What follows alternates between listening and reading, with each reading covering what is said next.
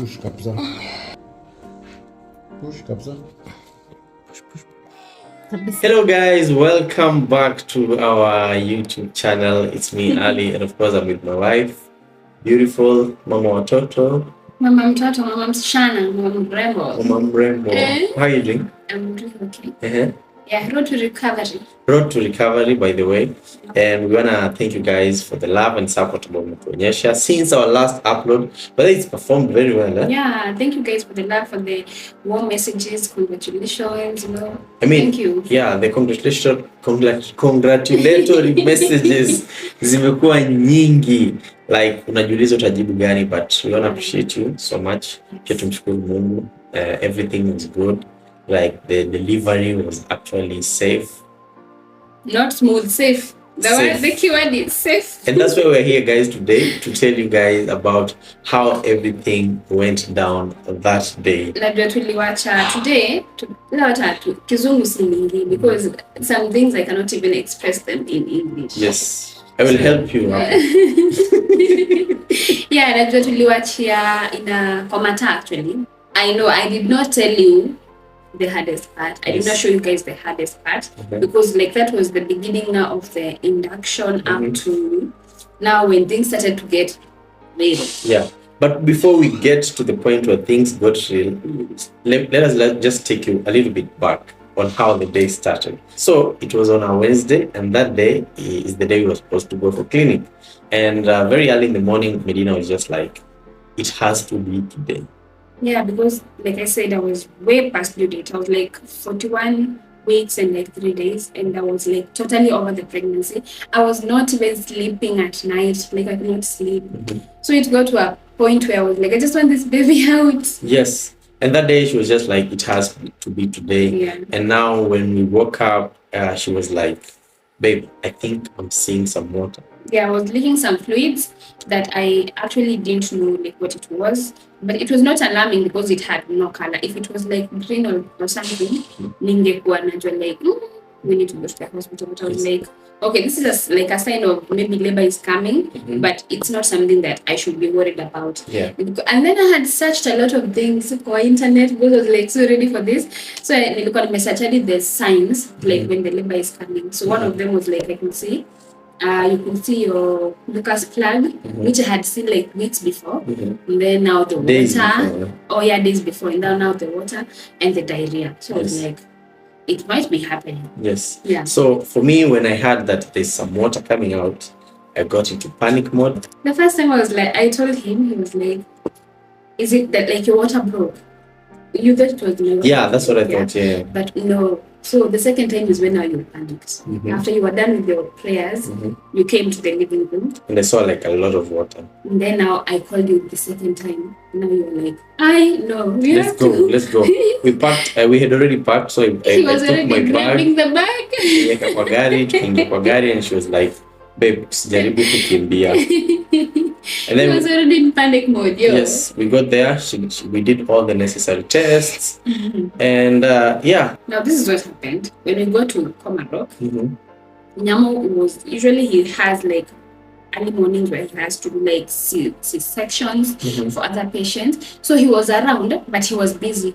So the nurse that was there, my husband told me, I was not even going to tell her. My husband was the one telling me like, sumwambie inaweza kuwa ni kitu serious. So the nurse was like, what is this? I was like, I'm seeing some fluids, so I don't know what it is. So she was like, you have to go for the ultrasound to make sure that everything is okay. Then I'll go see Dr. Nyamu so that I can tell him there's something happening. Then later you can go get checked whether you're dilating. Yes. And that's what happened. After the ultrasound, everything was okay. Like, the baby was okay. Amniotic was adequate. Everything was okay. Yes. So now, when I went to be checked to the delivery room, nikaenda kupimwa if I'm dilated. Now that's when things started getting real. Yes. So at first they said you were 2 centimeters. Yes. And then the next thing I remember was us now being taken to the first level. Is it a level or what is it? Okay, it's not. I wouldn't say it's like a labor room, but it is. Yeah. It's just a room where now before nimechekiwa in nimeandikishwa huko kwa vitabu and all that. There's a room that you're given. It depends. For those who are going to Komarok, they know kuna public wings na kuna private. Yeah. So kama umelipa for private ama umelipa maybe kama hujalipa, you'll be taken to a public. Then after payment they'll transfer you to another room. Yes, yeah. So nilipelekwa kwa room ya kwanza ku labor kwanza ndio nilipewa hizo drips. Was that were you being induced? Yes. Okay, I get it now. Yeah. So before induction, she was having slight contractions, and as you can see in the video, guys, she was smiling. She was happy. She was even acting like she's that strong, a strong woman. Kenye unajua hizi vitu relax. Hizi vitu azinishtuagi because zilikuwa zinakuja na nyamaza for a few minutes. So they were coming for like intervals of like 5 minutes. Zilikuwa consistent sana. Zikaendelea kukuja. Now it got this point where they started now coming at intervals of like 1 minute. Now you know it reached after like kitu kama 8 hours in. Now the nurse kept on coming to check you, yeah. Check. So ilifika mahali nikaambiwa when I feel the urge like I want to go for a long call, niseme. Who eat a nurse? Women, you know what that means. So I started having that urge. It's the baby coming. But it was not as strong as it's supposed to be. So I was given the bouncing ball. It's been a time about the exact one. But ile ball ya bounce. Sasa niliharakisha na so they started coming in strong. But at the same time, it was making it easy for me. The contractions were not as painful because when if I stand, like it's painful. But when I'm seated at the ball bouncing, it was better. Okay, I get it. And now she started acting less strong. She stopped laughing at my jokes. So Dr. Namo now came to check. You know, he was the one who's supposed to check me in the morning, but he was busy. So later he came to check whether I'm dilated as usual. Yes. And when he was checking, before even he could check, my water broke. Yes. The water broke while he was checking. Yes. And now at that point, Kiliumana. Guys, I'm telling you, nilikuwa namshika tu hivi mabega ananiambia wewe niachilie na wewe unashinda kunishikashika hapa nini. Nilikuwa kama unaniongezea unnecessary weight. Namfanyia hivi. Baby hizo vitu unanifanyia ni hazinisaidii. Achana na mimi. Now we were taken to the second labor room, which was now the delivery room, right? We were taken out to the delivery room, yeah. Ukapatiwa boli yako and then ukaambiwa they kept asking you unasikia aje, then ukaanza zile za nasikia aje imepotea. After the water broke, I did not just go immediately. Contractions zilikuja zikiwa more up to around 6 jioni.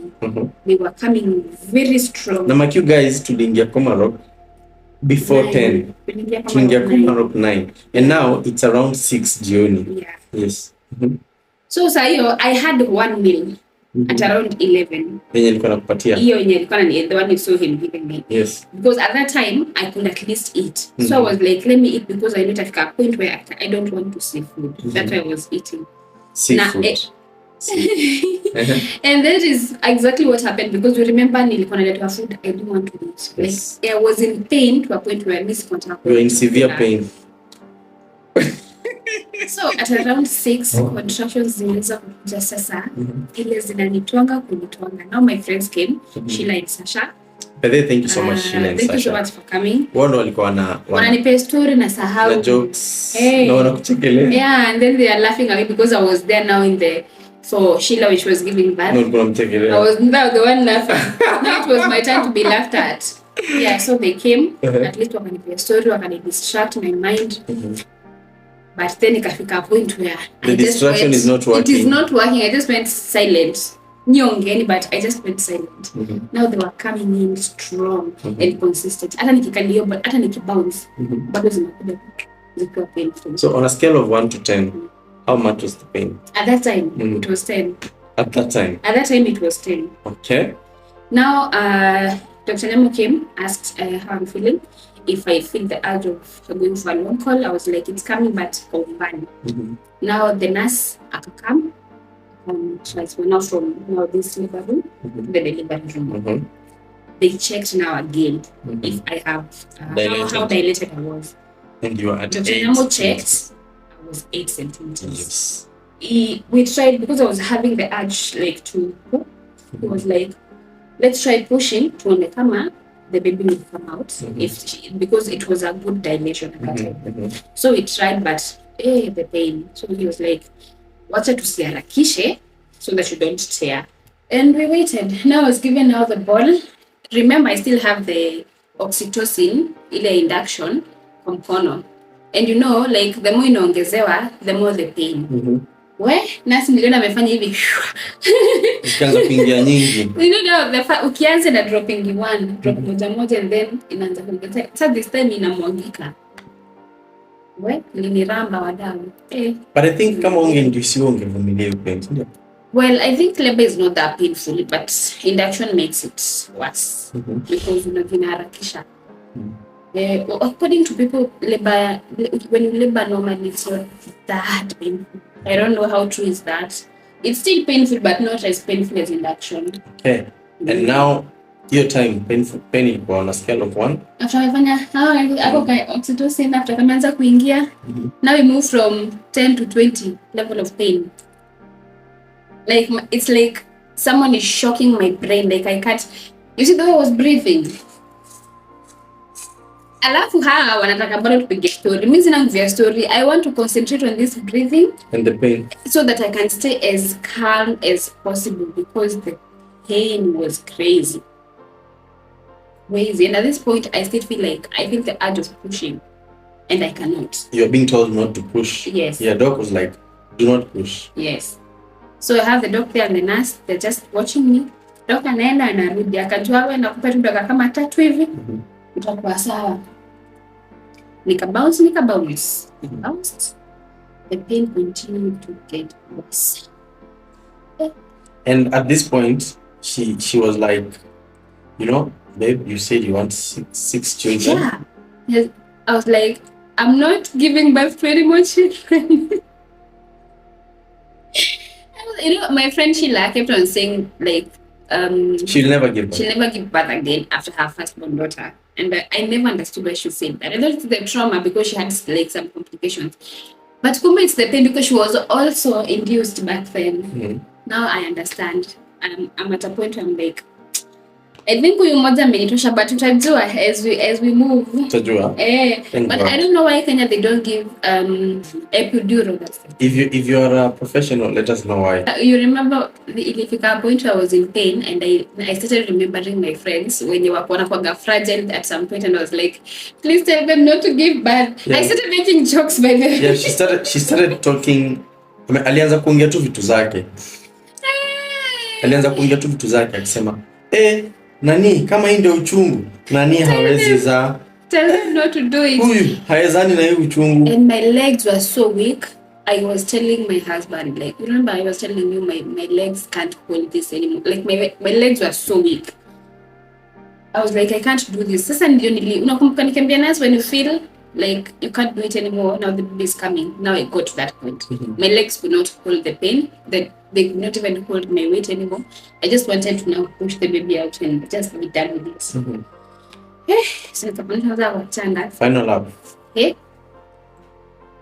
Now it was around 6:40.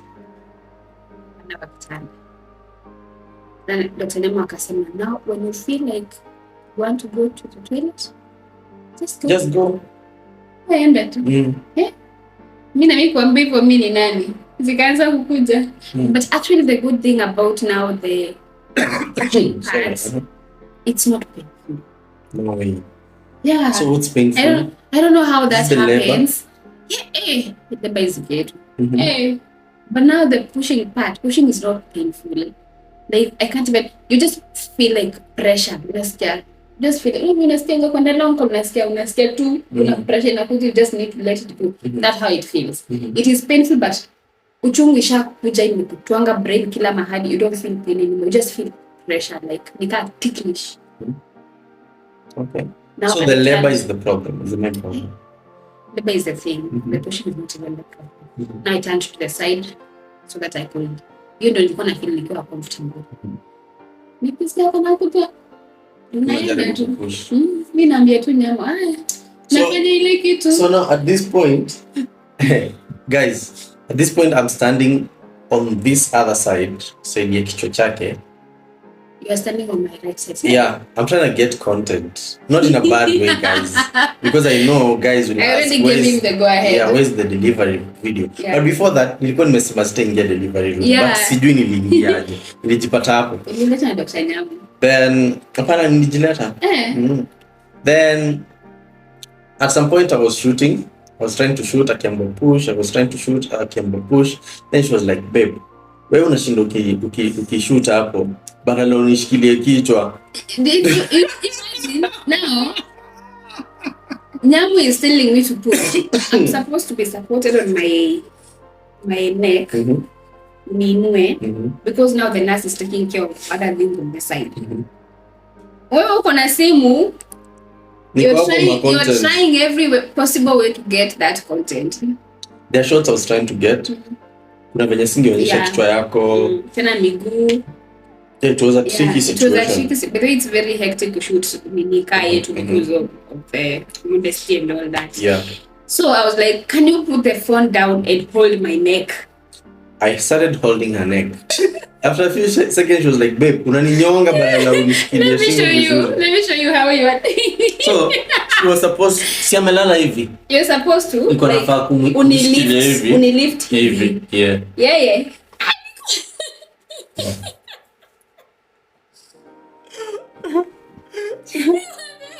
Holding me like it's a cabbage. Babe, unaninyonga badala unishikilie shingo. So I went to this other, from your right to your left. Yeah. And I think at that point is when Doc alisema, you've pushed enough. Now, right now, if you feel like pushing, this is it.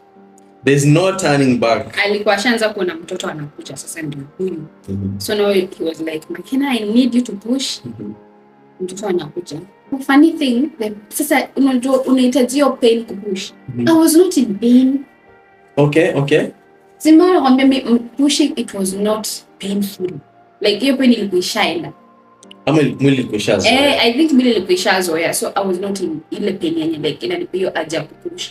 Na kumbuka nilikuwa na nini alafu una push inaacha. I was not in pain. So doc akaona wewe hapa tumeona.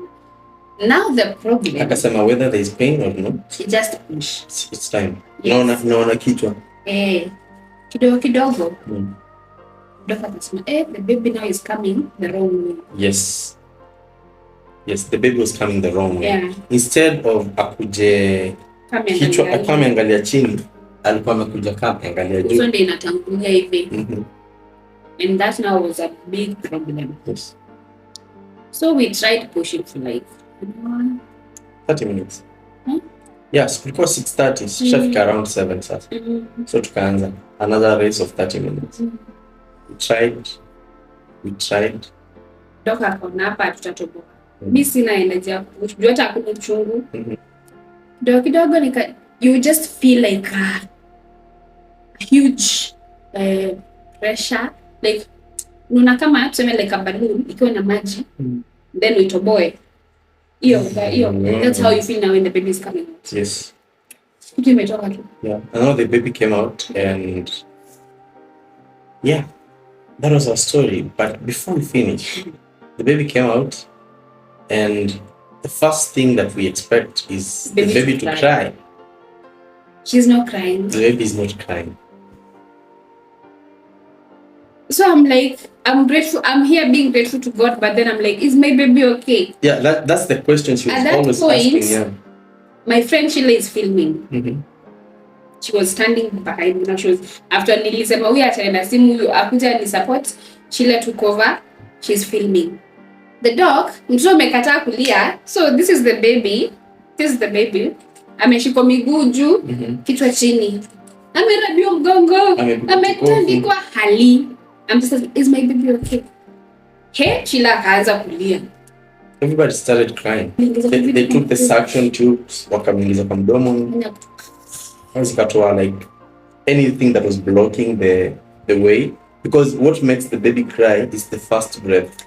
In fact, Nyama ameona hizi vitu and he was not even in he knows, just come. He knows how to do it. Now they took her, and then within like 3 seconds of taking her, she was crying. Yeah, you could hear her now crying. We were like, wow. Finally! It was not in vain. Finally. And I just left her. Akaniacha. Kila mtu aliniacha, by the way. They left. Tena kuangalia mtoto. Mulikuwa mshamalizana na mimi. Yeah. And then there's this funny thing that happened. The baby was like crying. And then when I just said, hey, nyamaza, she kept quiet. That baby was your voice. I didn't know like that thing really works, because during her pregnancy, she kept on telling me to talk to the baby. And even right now, whenever the baby is crying and niongee, I know that voice. Yes. So guys, that was our story. It was crazy. If you guys have seen that, I've seen the videos that have been popping up. Like, it was just so crazy. Yeah, everyone was calling. Everyone was just calling. Like, it's like they knew. Everyone was just calling. Like, we had like 20 missed calls. But then basically that was our delivery story, and you guys want to know how we reacted after meeting our princess. I think that is going to be our next video. Many friends also came to check on us. Yeah, we're gonna share that. You know, many people like Kina, Ashley, Director Trevor, my brother, Nicholas Kyoko. Let me just say, I'm really grateful for Baroque team, from the nurses, the cleaners, like actually they really good. The room that we were given, top notch, top class, best of the best. The food, I mean, making sure you're fed all the time. You could just, kuna mali unafinya tu imeandikwa call, and within 30 seconds mtu amekuja na kuuliza how can you help. If you want to deliver in Komarok, go for the private wing. Go for the private wing, guys. You're gonna like it. You're going to enjoy it. And I'm saying this from a father's perspective, that I know that my wife was well taken care of. So Komarok Modern, you guys are the best. Dr. Nyamu, you are the best. Your hands are blessed. Yes. Your hands are just blessed. He has a blessed hand. So guys, the reason why we chose Komarok Modern is because we've had stories, success stories of people who have gone through it na wakatoka successfully, and that's why we chose it. And if also wewe unataka good and safe delivery, please do go for Komarok Modern. Thank you so much, guys, for watching the video. It's been your boy, the husband, Baba Kenani. Thank you so much. This is Medina. Bye.